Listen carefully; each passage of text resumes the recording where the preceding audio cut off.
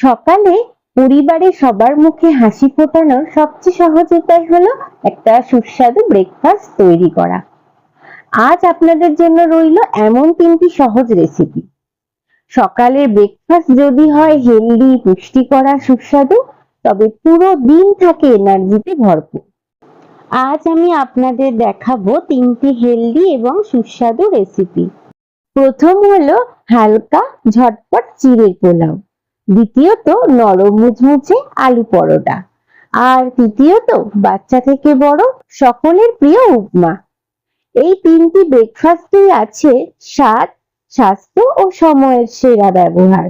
এই রেসিপিগুলো একদিকে যেমনি হেলদি, তেমনি বানানো যায় মাত্র কয়েক মিনিটে।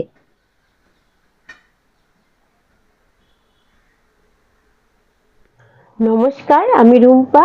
রান্নাঘরের স্বাদ কাহনের নতুন একটি পর্বে সবাইকে স্বাগত।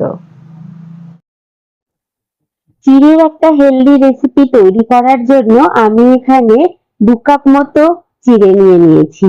আর এই চিড়ে কিন্তু বাজারে অনেক রকমেরই পাওয়া যায়। আমি একটু মোটা সাইজের যে চিড়েটা, সেই চিড়েটাই নিয়েছি। এখন আমি খুব ভালো করে জল দিয়ে ধুয়ে নিয়ে জল ঝারিয়ে একটা থালার মধ্যে চিড়েটাকে একটু শুকাতে দিয়ে দিলাম।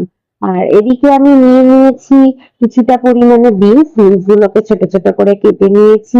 একটা গাজরকে ছোট ছোট টুকরো করে কেটে নিয়েছি। আর নিয়ে নিয়েছি একটা মাঝারি মাপের ক্যাপসিকাম গুলোকেও আমি ছোট ছোট করে টুকরো করে কেটে নিয়েছি। একটা টমেটো নিয়েছি, টমেটো ভেতরের দানা অংশগুলোকে বাদ দিয়ে আমি কেটে নিয়েছি। আর নিয়ে নিয়েছি দুটো মাঝারি মাপের আলুটাকে আমি ছোট ছোট করে কেটে নিয়েছি। আর দুটো কাঁচা লঙ্কাকে আমি ছোট ছোট করে কেটে নিয়েছিলাম। আর নিয়ে নিয়েছি একটা কারি পাতাটা আমি গোটাই রেখেছি। আর এই চিড়ের হেলদি ব্রেকফাস্টকে আরো টেস্টি করার জন্য আমি এখানে কিছু উপকরণ রেডি করে নিয়েছি। নিয়েছি কিছুটা পরিমাণে কাজু, নিয়ে নিয়েছি অল্প কিছুটা পরিমাণে কিশমিশ, নিয়েছি একটা শুকনো লঙ্কা ও হাফ চামচ মতো কালো সর্ষে। আর নিয়ে নিয়েছিলাম হাফ চামচ মতো হলুদ গুঁড়ো, নিয়ে নিয়েছি সামান্য একটু জিরে এবং নিয়ে নিয়েছি 1 চামচ মতো চিনি। এখন ওভেনে একটা কড়াই বসিয়ে দিয়ে কড়াইতে একটু সামান্য গরম হলে দিয়ে দিয়েছি 2-3 চামচ মতো সাদা তেল এবং তার মধ্যে আমি সমস্ত ফোড়নগুলো দিয়ে দিলাম। প্রথমে সাদা জিরে, শুকনো লঙ্কা এবং কালো সর্ষে দিয়ে একটু ফোড়নটাকে একটু নাড়িয়ে নিয়ে আমি কেটে রাখা কাঁচা লঙ্কাগুলোকে দিয়ে দিয়েছিলাম। তারপর আমি দিয়ে দিলাম কেটে রাখা আলুগুলোকে। আর আলুগুলো আমার টুকরো টুকরো করে কেটে নেওয়া ছিল এবং ধুয়ে রাখা ছিল। সমস্ত সবজি আমার ধোয়াই ছিল। এখন আমি আলুর পরে গাজর এবং গাজরের পরে দিয়ে দিলাম বিনস। যেহেতু এই সবজিগুলো একটু শক্ত, তাই এই সবজিগুলোকে আমি আগে একটু ভেজে নিলাম। তারপর দিয়ে দিয়েছি ক্যাপসিকাম এবং দিয়ে দিয়েছি টমেটো কুচি।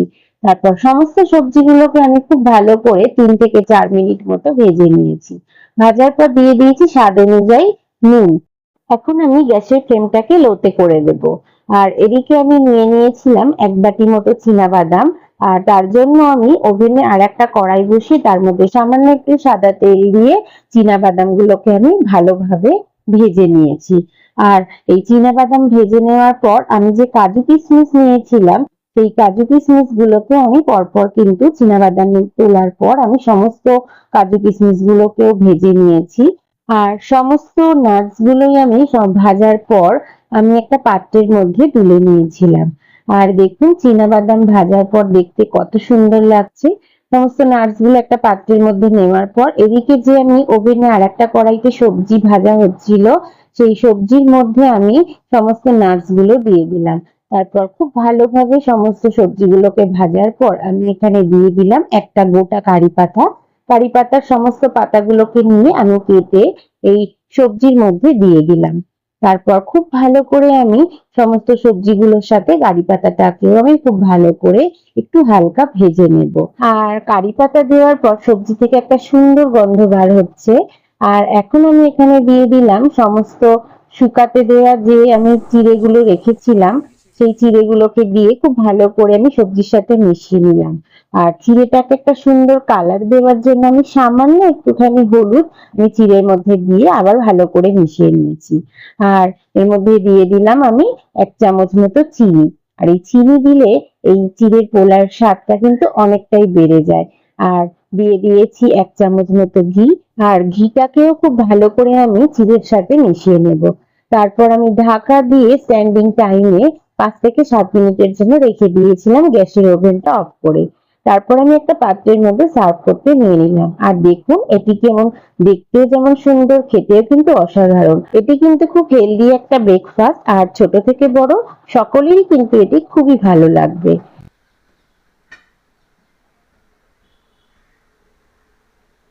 এখন আমাদের দ্বিতীয় রেসিপি হলো আলুর পরাঠা।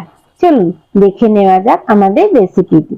তার জন্য আমি প্রথমে একটা পাত্র নিয়ে নিয়েছি। সেই পাত্রের মধ্যে আমি দিয়ে দিলাম মেজারমেন্ট কাপের 4 কাপ মতো আটা। আর আমি কিন্তু এটা আটা দিয়েই তৈরি করছি, আপনারা চাইলে আটা ময়দা মিক্স করেও এই পরোটাটা তৈরি করতে পারেন। তার মধ্যে আমি দিয়ে দিয়েছি সামান্য একটু নুন, 2 চামচ মতো সাদা তেল, এবং দিয়ে দিয়েছি সামান্য একটুখানি জোয়ান। জোয়ানটাকে হাতের সাথে একটু হালকা ডলা দিয়ে আমি কিন্তু জোয়ানটাকে আটার মধ্যে দিয়ে দিলাম। তারপর খুব ভালো করে সমস্ত উপকরণগুলোকে আমি আটার সাথে মিশিয়ে নেব। আর খুব ভালোভাবে এটা চেপে চেপেই কিন্তু মিশিয়ে নিতে হবে। আর যখন দেখবেন এই আটাগুলো মেশানোর পর একটু এরকম নাড়ু নাড়ু হয়ে আসছে, তখন কিন্তু অল্প অল্প জল দিয়ে আটাটাকে আমাদের মাখাতে হবে। দেখুন আমি অল্প অল্প জল দিয়ে সমস্ত আটাটাকে আমি খুব ভালো করে মাখিয়ে নিয়েছি। আর আটা যত ভালো করে মাখানো হবে, পরোটা কিন্তু ততই কিন্তু সুন্দর হবে। আটাটাকে খুব ভালো করে মেখে নেওয়ার পর আমি 15 থেকে 20 মিনিটের জন্য ঢাকা দিয়ে রেখে দিয়েছিলাম। আর এদিকে আমি আলু সিদ্ধ করে নিয়েছি। আমি এখানে 4টি মাঝারি মাপের আলু নিয়ে নিয়েছিলাম। এবার আলুটাকে আমি খোসা ছাড়িয়ে নিচ্ছি। খুব ভালো করে সমস্ত আলুর আমি খোসাগুলো ছাড়িয়ে নেব। তারপর আমি গ্রেটারের সাহায্যে সমস্ত আলুগুলোকে গ্রেট করে নেব। আপনারা চাইলে আলুগুলোকে হাত দিয়েও চেপে ভেঙে নিতে পারেন, কিন্তু গ্রেটার দিয়ে গ্রেট করে নিলে আলুর সমস্ত অংশগুলোই কিন্তু মিহিভাবে বেরিয়ে আসবে। আর আমি এখানে নিয়ে নিয়েছি সামান্য একটু গ্রেট করা আদা, নিয়ে নিয়েছি 1/2 চামচ মতো নুন, আর নিয়ে নিয়েছি 1/2 চামচ মতো আমচুর পাউডার, আর নিয়ে নিয়েছিলাম এখানে আগে থেকে রোস্ট করে রাখা 1/2 চামচ মতো জিরে ধনের গুঁড়ো, 1/2 চামচ কাশ্মীরি লঙ্কার গুঁড়ো, দুটো কাঁচা লঙ্কাকে কুচিয়ে নিয়েছি, আর সামান্য একটু ধনেপাতা, ধনেপাতাটাকে আমি কুচিয়ে নিয়েছিলাম। আর এই সমস্ত উপকরণগুলোই আমি কিন্তু একে একে এবার আলুর মধ্যে দিয়ে দেব। প্রথমে দিয়ে দিলাম নুন, এবং দিয়ে দিচ্ছি 1/2 ইঞ্চি মতো আদা। আদাটাকে আমি গ্রেট করে রেখেছিলাম। তারপর দিয়ে দিলাম কাশ্মীরি লঙ্কার গুঁড়ো 1/2 চামচ মতো, আগে থেকে রোস্ট করে রাখা জিরে ধনের গুঁড়ো দিয়ে দিলাম 1/2 চামচ মতো, এবং 1/2 চামচ মতো দিয়ে দিলাম আমচুর পাউডার। আর দিয়ে দেব কুচানো কাঁচা লঙ্কা, এবং দিয়ে দেব ধনেপাতা কুচি। সমস্ত উপকরণগুলো দিয়ে খুব ভালো করে আমি আলুর পুরটাকে মাখিয়ে নেব। আমার আলুর পুরটা খুব ভালো করে কিন্তু মাখানো হয়ে গেছে। এখন আমি আলুর পুরটাকে একটা সাইডে রেখে দেব। আর এদিকে আমার 15 মিনিট কিন্তু হয়ে গেছে। এবার আমি ঢাকা খুলে যে আটাটাকে মেখে রেখেছিলাম, আবারও একবার আমি খুব ভালো করে আটাটাকে মাখিয়ে নেব। আর দেখুন আটাটা কিন্তু কত নরম হয়ে গেছে। এখন আমি পরোটার জন্য লেচি করে নেব। একটু বড় বড় করেই আমি লেচিগুলোকে কেটে নেব। তারপর খুব ভালো করে গোল গোল করে আমি সমস্ত লেচিগুলোকে একটা প্লেটের মধ্যে সাজিয়ে নিলাম। আর আমার এখানে সমস্ত লেচিগুলোই কাটা হয়ে গেছে। এখন আমি প্রত্যেকটা লেচি এবং একটা একটা করে নেব, এবং নেওয়ার পর হাত দিয়ে চেপে লেচিগুলোকে একটু আকারে বড় করে নেব। মাঝখানে আমি একটা কথা আপনাদেরকে জানিয়ে রাখি, আমার এই সমস্ত ভিডিওগুলোর ডিটেলস লিংক আমি ডেসক্রিপশন বক্সে দিয়ে দেব, আপনারা চাইলে ওখান থেকেও দেখে নিতে পারেন। এদিকে লেচিগুলো আকারে বড় করে নিয়েছি, কারণ এর মধ্যে তো আলু পুর দেওয়া হবে। একটু আকারে বড় না করে নিলে আলুর পুরগুলো কিন্তু বেরিয়ে যেতে পারে। একটু হাত দিয়েই চেপে চেপে আকারে আমি বড় করে নিয়েছি। এবার চামচের সাহায্যে আমি একটু করে আলুর পুর আমি এই লেচির মধ্যে দিয়ে দেব। আর আলুর পুরটা কিন্তু একটু বুঝিয়ে দিতে হবে, খুব বেশি কিন্তু আলুর পুর দিলে আলুর পরোটা থেকে আলুগুলো বেরিয়ে যেতে পারে। তাই ঠিক একটু পুরগুলো বুঝে দিতে হবে। তারপর আমি পুরগুলোকে সমস্ত লেচির মধ্যে ঢুকিয়ে নিয়ে লেচির 2 সাইড গুলোকে আমি আটকে দিলাম। তারপর খুব ভালো করে চেপে চেপে আমি মুখটা বন্ধ করে দিলাম। আর এইভাবেই আমি সমস্ত আলুর পুরগুলো লেচির মধ্যে দিয়ে সমস্ত লেচিগুলোকে কিন্তু রেডি করে নিয়েছি। এদিকে আমি একটা চাটু পেতে নিয়েছি, তার মধ্যে সামান্য একটু আটা দিয়ে দিয়েছি। তারপর লেচিগুলোকে একটা একটা এই আটার মধ্যে দিয়ে খুব ভালো করে আমি একটু পরোটাগুলোকে বেলে নিলাম। আর এই পরোটাগুলো কিন্তু খুব বেশি পাতলা হবে না, যেহেতু আলুর পরোটা, আলুর পুর দেওয়া রয়েছে, খুব বেশি পাতলা করার দরকার নেই। এদিকে ওভেনে একটা চাটু বসিয়েছিলাম, চাটুটা গরম হয়ে গিয়েছিল। এবার আমি একটা পরোটা সেই চাটুর মধ্যে দিয়ে একটু সময় নিয়ে পরোটাগুলোর দুটো পিঠ আমি উল্টে উল্টে খুব ভালো করে আমি সেঁকে নেব। তারপর খুব ভালো করে একটু সেঁকে নেওয়ার পর আমি এখানে দিয়ে দেব 1 চামচ মতো ঘি। আর ঘি দেওয়ার পরও খুব ভালো করে আমি পরোটার চারি সাইডে লাগিয়ে নেব। আবারও এদিকে আমি খুব ভালো করে একটুখানি ঘি ব্রাশ করে নেব। দেখুন, আমি সমস্ত দুটো সাইডেই ঘিগুলোকে খুব ভালো করে পরোটার সাথে মাখিয়ে নিয়েছি।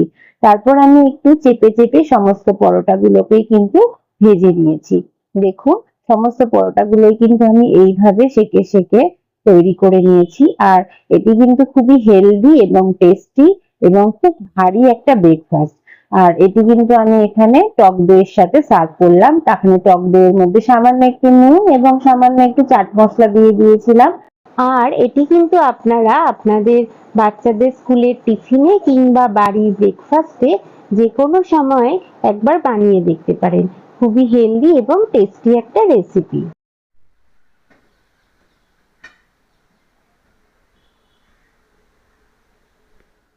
এখন আমি আপনাদের সাথে আমাদের তৃতীয় রেসিপিটিও শেয়ার করে নেব।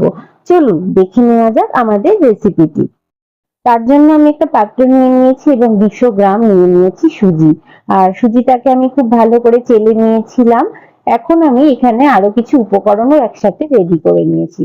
প্রথমত আমি এখানে নিয়ে নিয়েছি গাজর। এখানে আমি একটা গাজরকে ছোট ছোট করে কেটে নিয়েছি। কিছুটা নিয়েছি মটরশুঁটি, কিছুটা নিয়ে নিয়েছি ক্যাপসিকাম, ক্যাপসিকাম গুলোকেও কেটে নিয়েছি। নিয়ে নিয়েছি কিছুটা পরিমাণে বিনস, বিনস গুলোকেও কেটে নিয়েছি।